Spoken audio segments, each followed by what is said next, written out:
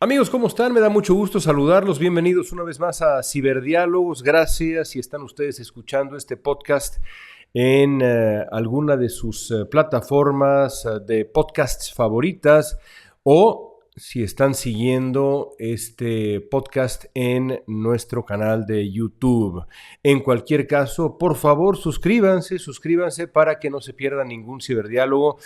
Y para que tampoco se pierdan la oferta creciente de letras libres, tanto en audio como en video. Suscríbanse, por favor, para que puedan ustedes recibir de inmediato lo que estamos preparando para ustedes semana a semana, día con día. Gracias también por todos sus comentarios sobre nuestras ediciones anteriores que no han hecho más que crecer en interés y también en la generación de polémica, que pues evidentemente es algo que agradezco y que es también un objetivo de lo que hacemos aquí, porque lo que se trata es de, insisto, alimentar nuestra cultura de debate. Así ocurrió, qué duda cabe, con la conversación que publicamos con Carlos Loret de Mola hace unos días y con las anteriores también. Así que por favor sigan escuchándonos, sigan comentando, sigan compartiendo lo que hacemos. El día de hoy vamos a hablar del que es quizá, hay varios, pero del que es quizá el tema central del México moderno, al menos desde hace 18 años, casi ya 20 años. Es increíble, pero así es.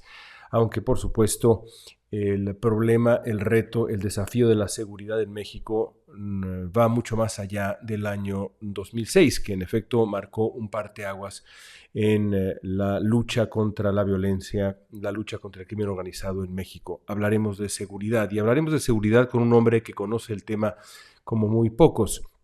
Guillermo Valdés dirigió el CISEN durante la mayor parte del sexenio de Felipe Calderón. Estuvo ahí cerca, en la trinchera, en lo que fue ese principio de la lucha contra la violencia del crimen organizado, y desde entonces ha mantenido un punto de vista privilegiado e informado como muy pocos sobre lo que ha sido el narcotráfico mexicano. Literalmente, Guillermo Valdés ha escrito la historia del narcotráfico en México, y no solo eso, sino también las tendencias de la violencia en México desde hace años y hasta nuestros días, que son días amargos, sin duda alguna, en ese terreno.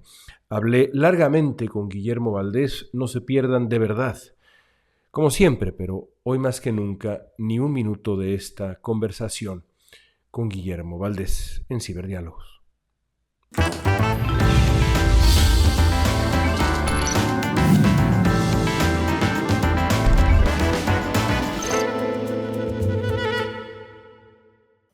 Guillermo, esta es una historia larga ya. Te agradezco mucho que estés con nosotros en Ciberdiálogos. Vamos a comenzar en el 2006. ¿Cuál era la situación del crimen organizado en México entonces? Mira, en 2006 digamos que podemos decir que empezó o se mostraron signos más claros de una erupción que venía gestándose desde finales del siglo XX, que era la expansión y el empoderamiento de entonces 6 carteles de la droga. En 1990 se reagrupan y se dividen las organizaciones de la droga, y es cuando inicialmente nacen los carteles que marcaron la vida y la violencia en México. eh, Todo el final del siglo XX, el cártel de Tijuana, el de Juárez, el de Sinaloa, el del Golfo, en fin, todos estos cárteles que conocimos al principio de este siglo fueron entrando en una ruta de colisión, de conflictos entre ellos por el control de las áreas productivas, de las rutas, de los cruces fronterizos a Estados Unidos. Y cuando llega el presidente Calderón al gobierno, había ya signos preocupantes de conflictos entre ellos que anunciaban esta escalada de violencia que hemos atestiguado los últimos 18 años. Entonces, lo que teníamos era un proceso de disputas entre 5 o 6 organizaciones grandes, poderosas, por el control de rutas, de áreas productivas y de cruces fronterizos, y eventualmente también empezaba ya en aquella época un proceso incipiente de diversificación de la actividad delictiva. En concreto, los Zetas comenzaron, además de la producción y el tráfico de cocaína, marihuana, amapola, etcétera, también empezaron digamos que a generar otro modelo criminal, que era el decir, vamos, además de producir y exportar drogas, Ujú. vamos a empezar con el secuestro, vamos a empezar con la extorsión, vamos a empezar a controlar otras actividades delictivas.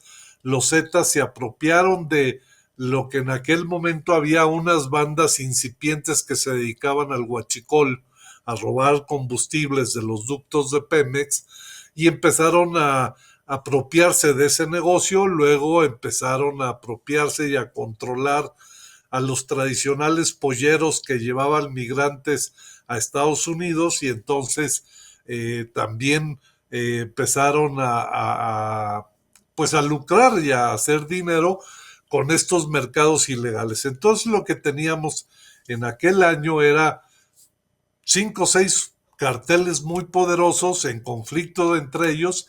Estaba, por ejemplo, el conflicto de Sinaloa contra los Arellano Félix, Ujú. Sinaloa contra Vicente Carrillo en Ciudad Juárez.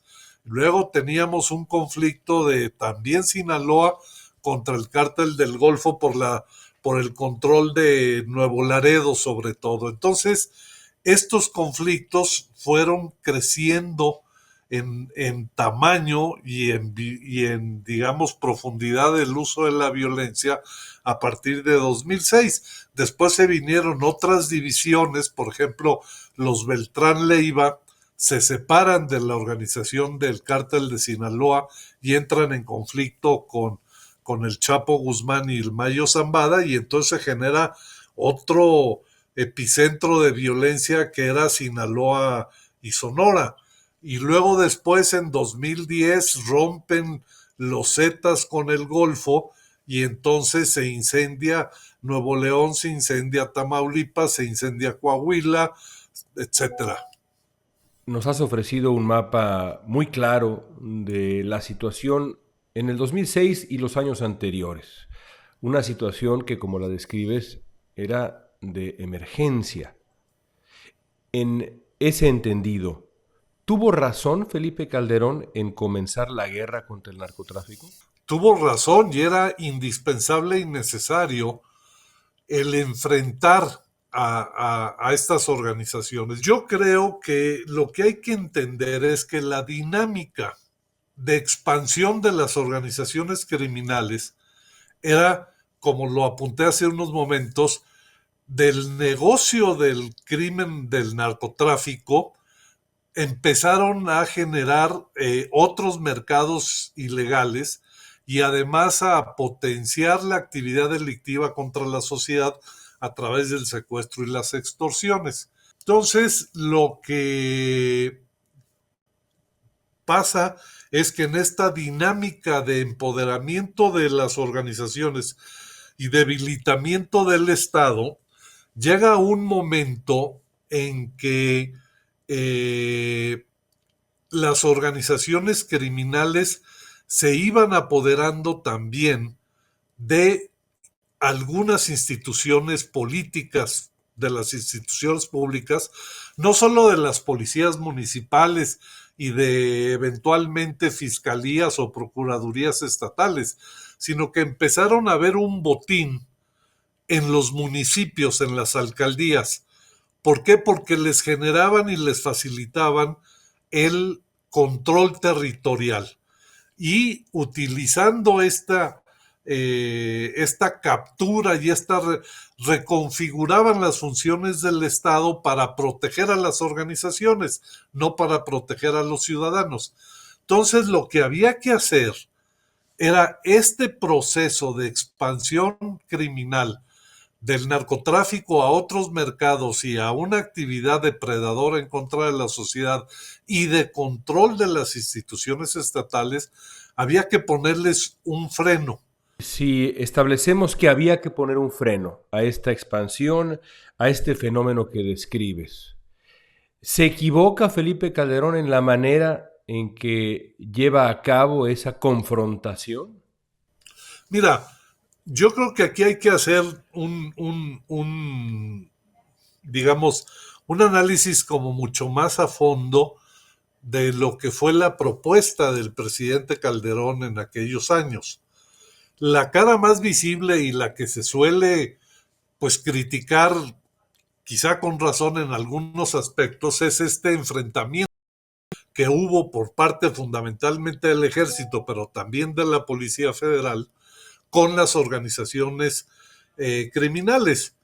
Pero la propuesta de Calderón y la estrategia no se reducía a ese combate directo vía la fuerza con las organizaciones criminales.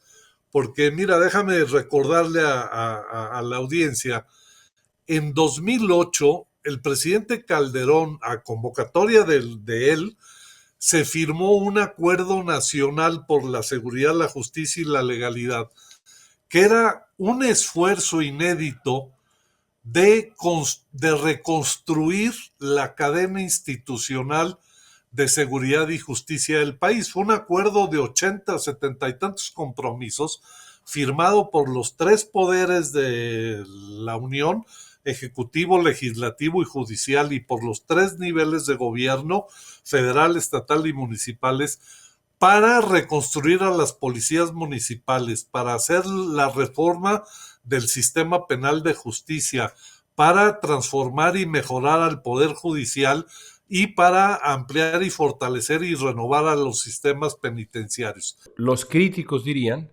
que había que hacer eso antes que, y utilizo una frase que usan los críticos, sacudir, agitar el avispero. ¿Hay algo de cierto? Mira, digo, evidentemente que había un déficit y una debilidad institucional enorme, pero tú no te podías esperar 15 años para empezar a defender a la sociedad. Entonces, tomas lo que puedes y lo que estaba sano de las instituciones, y al mismo tiempo, por ejemplo, que se saca el ejército a proteger a los ciudadanos,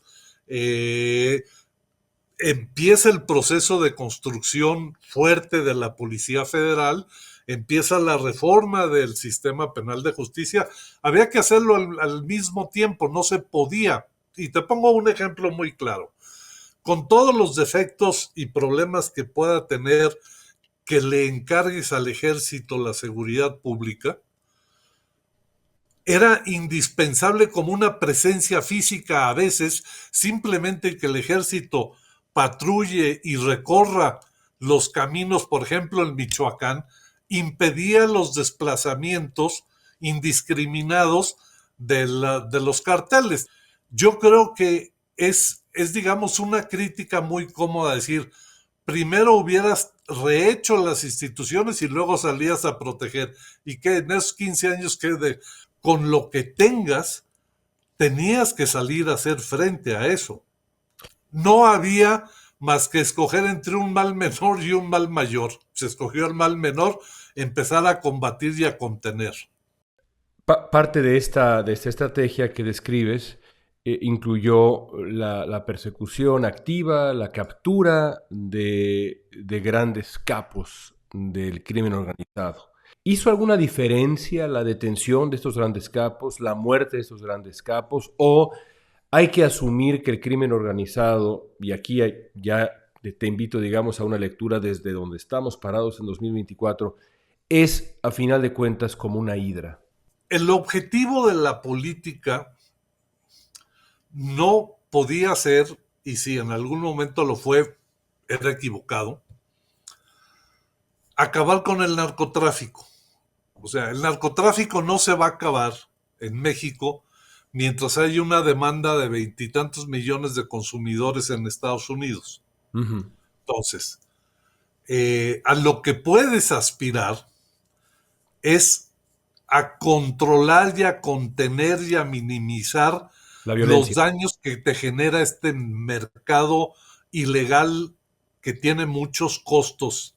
O sea, narcotráfico y consumo de drogas hay prácticamente todo el mundo, pero en muy pocos países genera tanta violencia como en México. Ujú. Entonces, lo que te tienes que preguntar es, ¿cómo hacemos que las organizaciones del narcotráfico en México no sean tan violentas como lo son? Entonces hay que hacer análisis finos del tipo de composición de organizaciones, etcétera. En este sentido, lo que tienes que hacer es destruir, así tal cual, y combatir las áreas violentas de las organizaciones del narcotráfico, no pactando con ellas, sino mandándoles el mensaje: no vamos a ser tolerantes con la violencia que ejerzan tus organizaciones. Entonces, evidentemente que capturar un capo no acaba el problema, está lejísimos. A veces genera procesos temporales de mayor violencia en las zonas donde opera esa organización cuando detienes al capo, porque no es siempre, pero suele generarse algún conflicto y un proceso de lucha por la sustitución del líder. Y a veces esa disputa por el control de las organizaciones se hace de forma violenta. La detención de capos no soluciona el problema. Modificamos la estrategia y lo que hicimos fue desarticular carteles.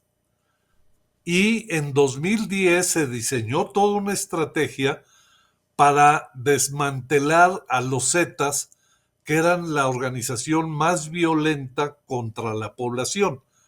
Y a través de inteligencia y de operaciones sucesivas que tomaron 3 años, lo que fue el temible cartel de los Zetas, que tenía control sobre, no sé, varias decenas, quizás centenas de ciudades en este país, con una federación de criminales dedicados a la extorsión, al chantaje, al secuestro, al tráfico de personas, etcétera.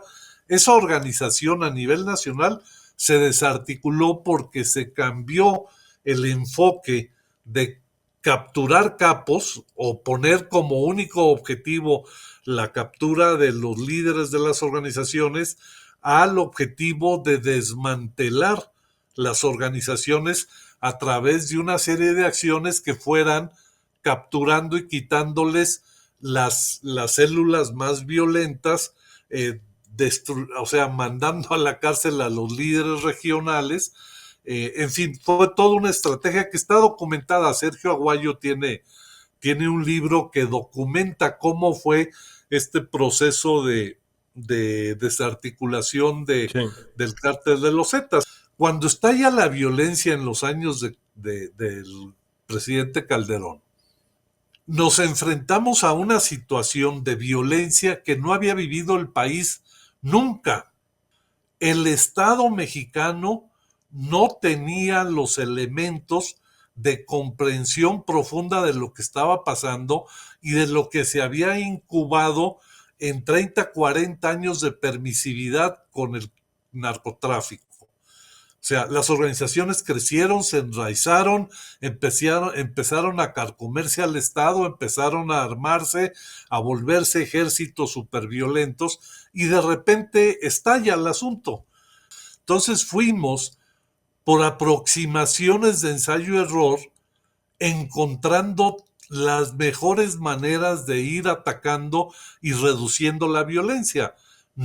O sea, se dejó de lado el decir vamos a acabar con el narcotráfico, porque esa no era un objetivo conseguible, sino el decir cómo volvemos menos violento esto, cómo reducimos el poder de las organizaciones, cómo las desmantelamos, y en ese sentido hubo un avance importante. Calderón deja los homicidios a la baja. A mediados de 2011 comenzaron a descender, y entregó un gobierno con un problema de violencia, pero descendiente, porque se había ido modificando la estrategia.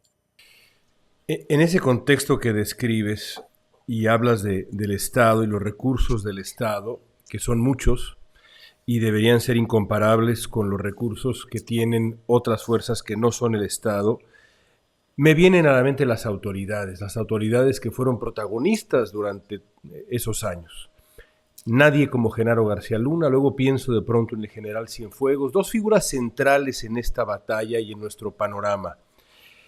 Sobre ambas se ciernen, de manera gravísima, nubes de sospecha de corrupción. En el caso de Genaro García Luna, esa nube es algo mucho más serio. ¿Te sorprendió lo que ocurrió con García Luna? ¿Te sorprendió lo de Cienfuegos? ¿Te sorprende que autoridades de esa relevancia enfrenten estos señalamientos tan enormemente graves después de que recibieron tantísima confianza? El caso de García Luna es descorazonador, por decirlo menos. La historia del narcotráfico en México, por desgracia, es la historia de una relación muy compleja y muy cercana, desgraciadamente, entre crimen organizado y Estado. O sea, no hay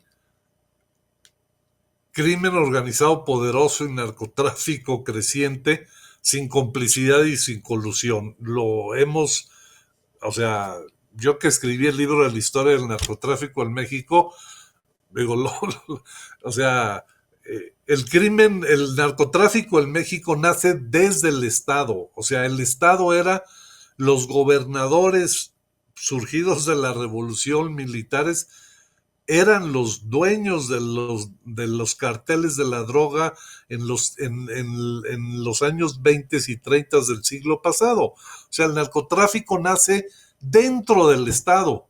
O sea, de ese tamaño era la colusión.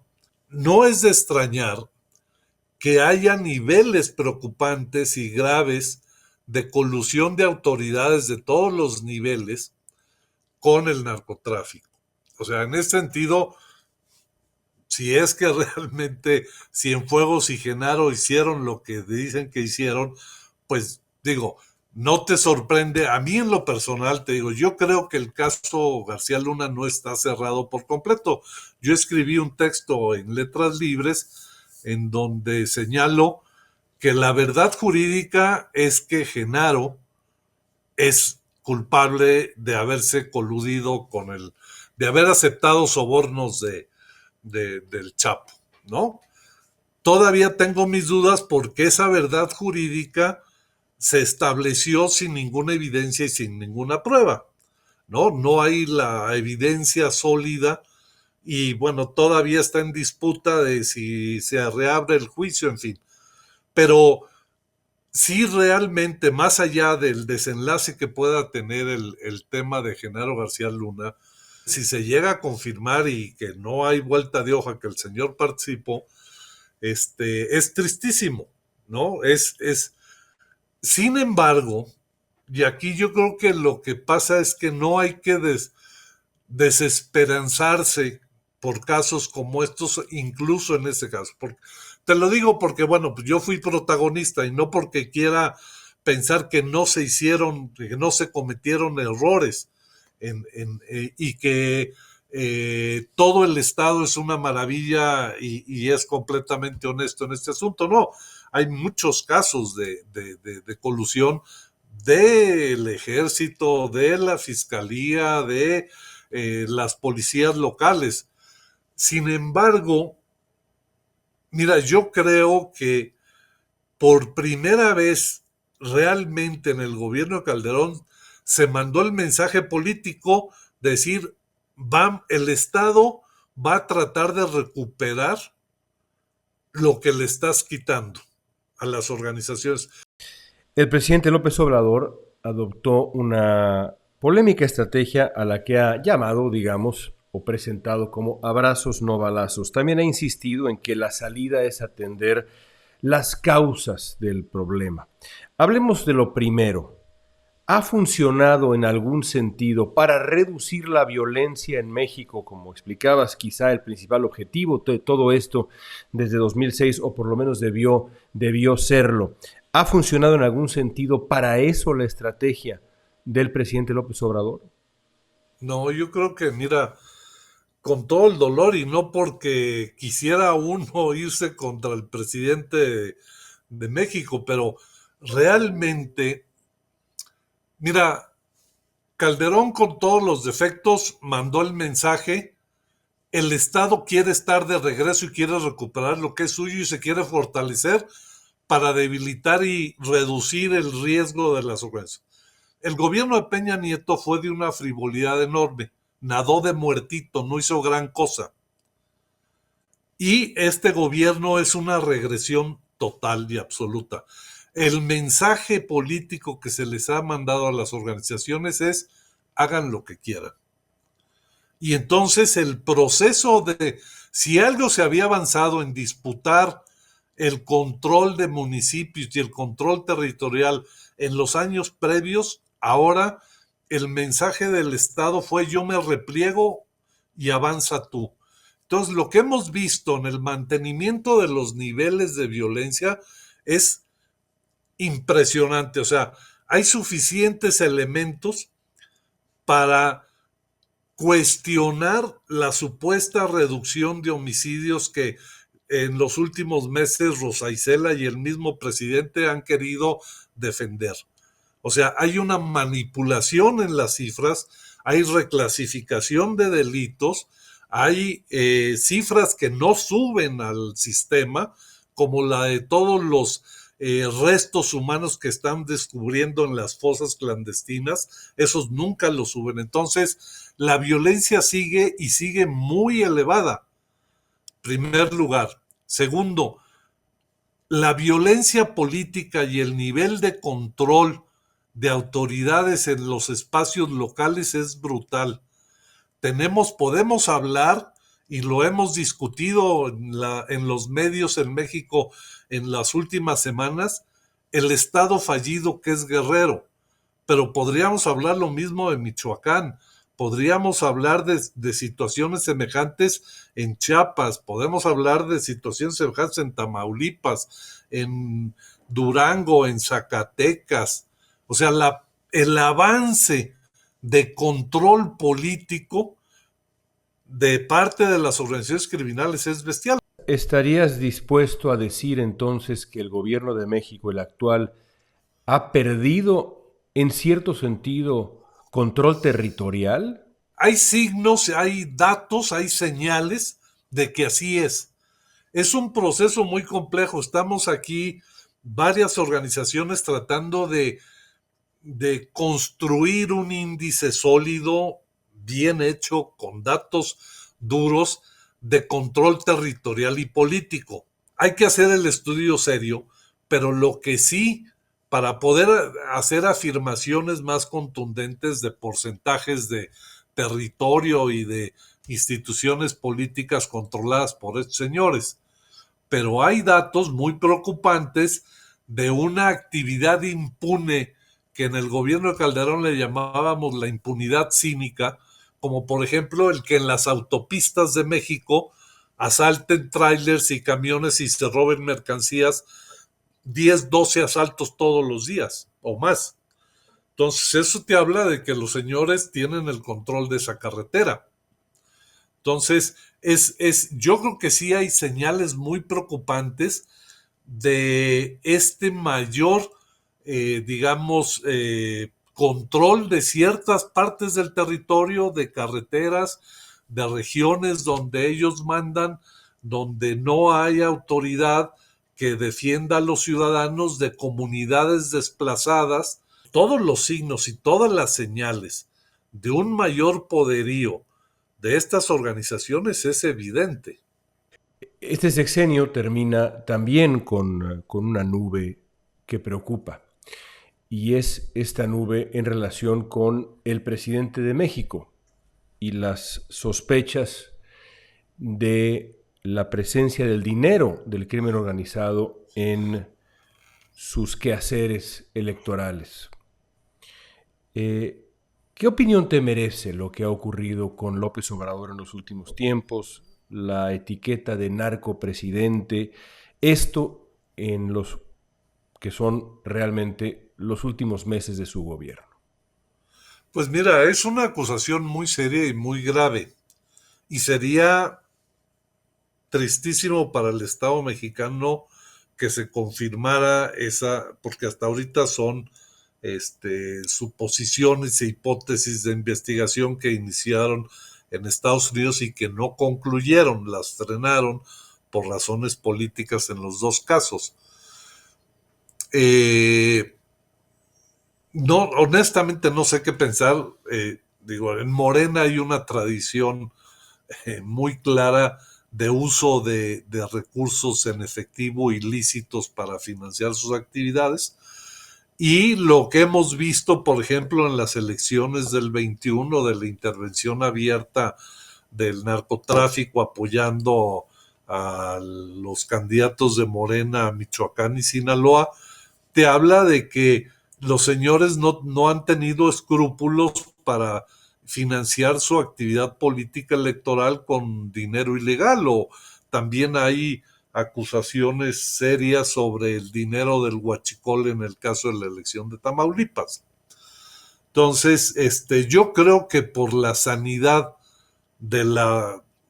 por la salud de la República, que ojalá y concluyeran esas investigaciones y se aclarara el asunto, porque nos dejaron en el peor de los mundos, en el de la incertidumbre y en el de las sospechas sin pruebas, y alimentando una polarización y un conflicto político muy, muy severo, cuando que para destruir y al crimen organizado o para controlarlo, lo que necesitamos es despolitizar y despartidizar el asunto.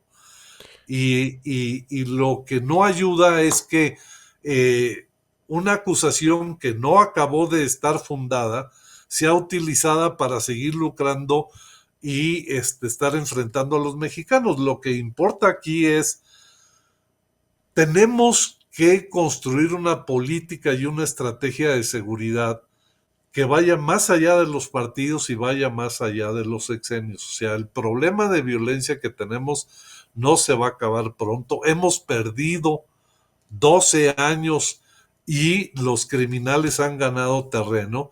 Tenemos que retomar un acuerdo para combatirlos como Estado. En este mismo espacio de ciberdiálogos, Ciro Gómez Leiva identificó al crimen organizado y su presencia en el entorno político mexicano como la principal amenaza a la democracia de México. ¿Tú estás de acuerdo? Sí, sí, coincido. Digo, yo he estado en varios foros sosteniendo esta tesis. O sea, de hecho, por ejemplo, a mí me han llegado información anecdótica, si tú quieres, pero de gente que trabaja en Zacatecas, Jalisco, Nayarit, en donde me comentan que desde noviembre, diciembre, el cártel Jalisco Nueva Generación llegó a decirles a las comunidades: estos son sus candidatos, les gusten o no, estos van a ser los alcaldes. O sea, el crimen organizado ya eligió en muchos lugares a sus candidatos y son los que van a ganar. El 2 de junio en muchos municipios, no sé cuántos, es una farsa la democracia, porque el crimen, hay financiamiento del narco, hay violencia del narco matando candidatos. El Marabatío, el caso más escandaloso, con muy poca respuesta del Estado, de que matan a los dos candidatos el mismo día para mandar el mensaje: aquí sin nuestro permiso no llega nadie.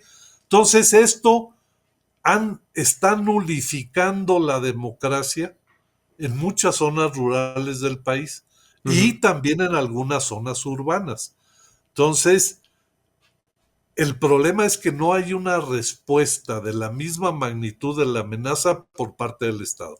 El INE sacó un acuerdo que es como para llorar de la preocupación y de la risa, porque frente a una enorme modalidad de intervenciones del narco, que van desde el financiamiento, el asesinato, la intimidación, en el INE nos platicaron que en el periodo, digo, en el proceso electoral del 21, el narco llegaba a sustituir a los funcionarios de casilla.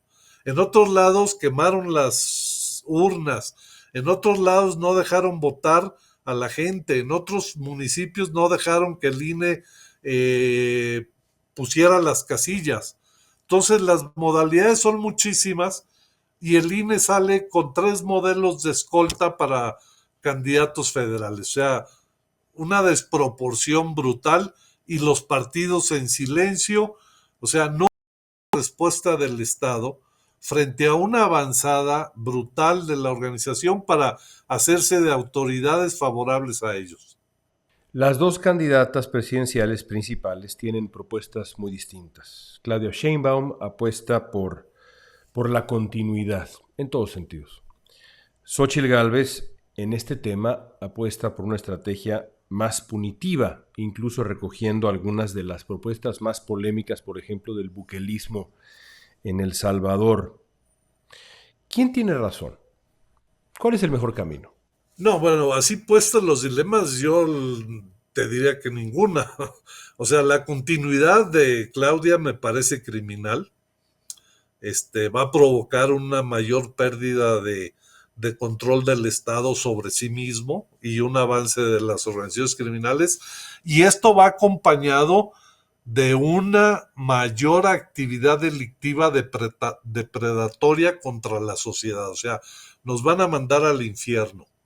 Eso es lo que significa la continuidad. Y la solución de cárceles no son soluciones. Yo creo que lo que se necesita es, en primer lugar, retomar la voluntad política del Estado para controlar esto mediante un acuerdo nacional de los 3 poderes y los 3 niveles de gobierno, junto con la sociedad, para definir aquellas estrategias de pacificación, de reducción de violencia, de reducción de inseguridad, de reconstrucción de tejido social por regiones, con la participación de municipios y estados. La seguridad se construye de abajo hacia arriba. Y en ese sentido, la militarización sola es una solución equivocada que va de arriba hacia abajo. Entonces, tenemos que empezar en estrategias de reducción de violencia, inseguridad y reconstrucción social del tejido desde abajo. Y eso supone un acuerdo de todos los partidos, de todos los poderes, de los 3 niveles de gobierno y la sociedad. Y hay más de 2,000 municipios en México. Por último, Guillermo, cuando piensas y analizas el futuro de la violencia en México, ¿ves luz al final del túnel? ¿Duermes tranquilo, Guillermo? Yo creo que hay algunas experiencias reales de reducción de violencia, que no todo el país es exactamente igual.